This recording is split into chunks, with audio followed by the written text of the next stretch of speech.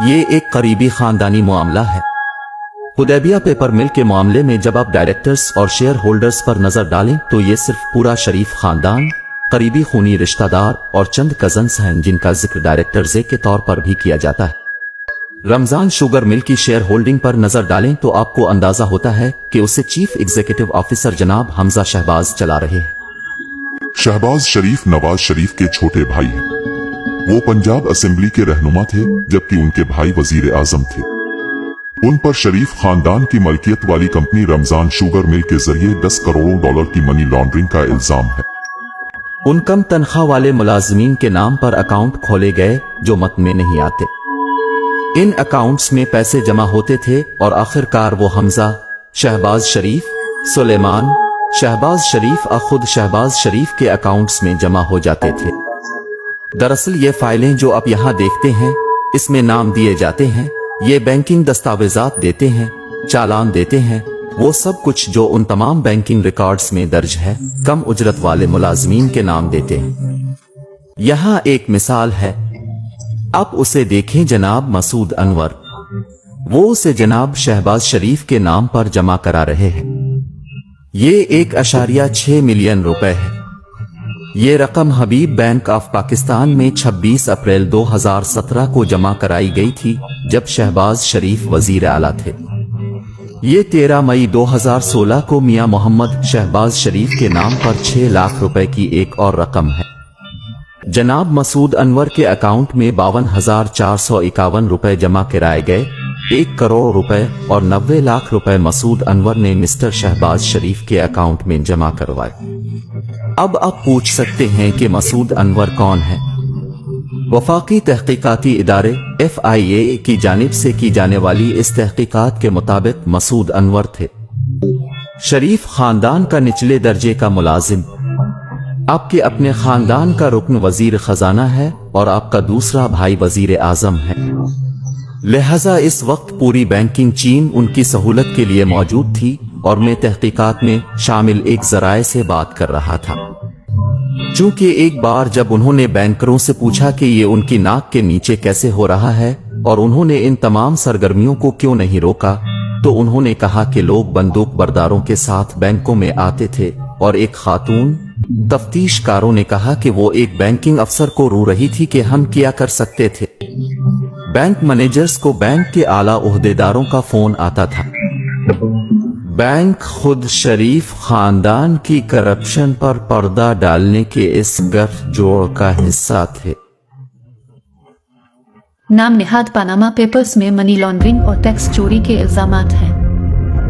इसमें आलमी रहनुमा शामिल हैं और जहां उनमें से कुछ पर टैक्स से बचने की कोशिश में अपना पैसा छुपाने का इल्जाम है।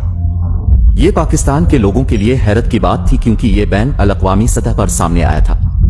इसकी साख बहुत ज्यादा थी क्योंकि इससे पहले कई सालों से शरीफ खानदान इस खबर को इस्तेमाल करता रहा है कि उनके खिलाफ ये तमाम इल्जामात सियासी मुहर्रिकात पर मबनी है।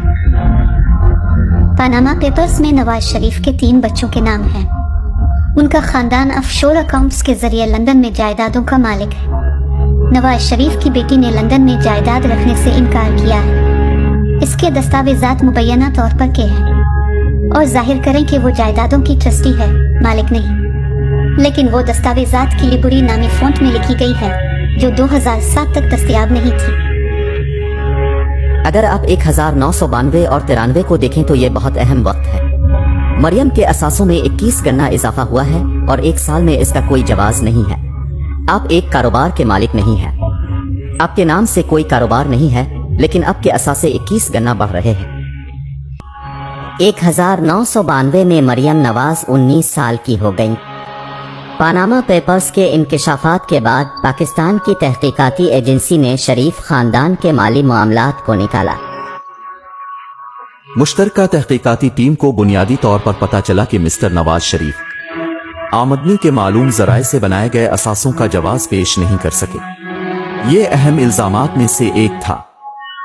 मामले को फौजदारी कार्रवाई के लिए भेज दिया गया था।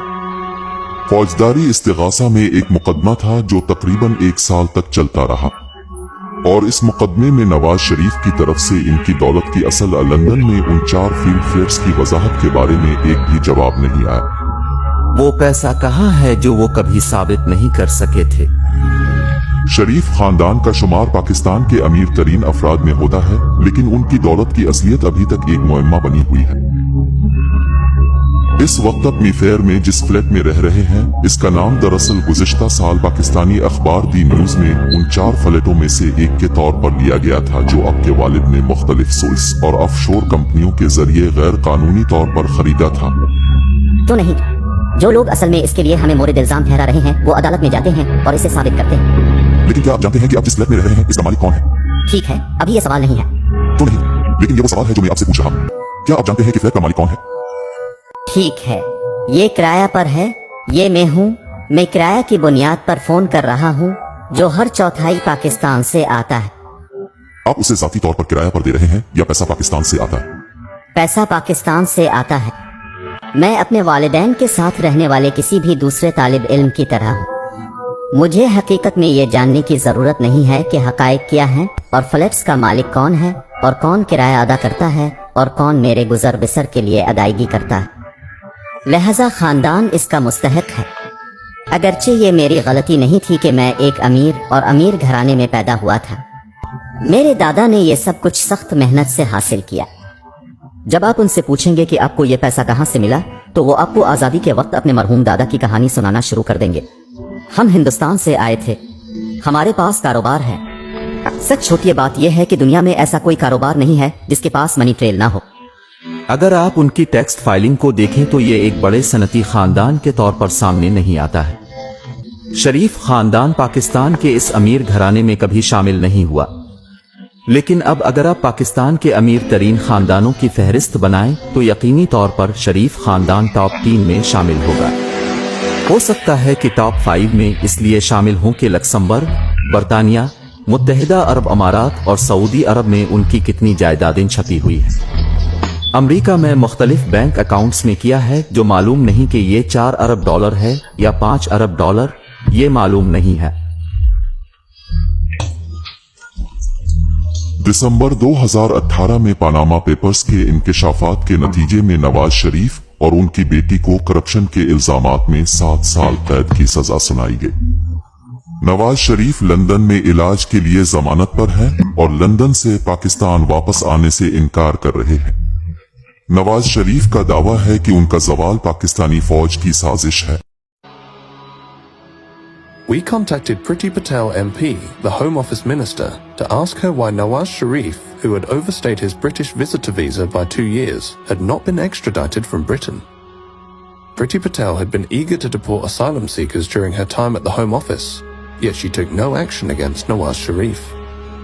Priti Patel MP in the Home Office did not agree to an interview. We also contacted the National Crime Agency. We wanted to find out why there had been no meaningful investigation into Nawaz Sharif's assets. The NCA did not agree to speak to us.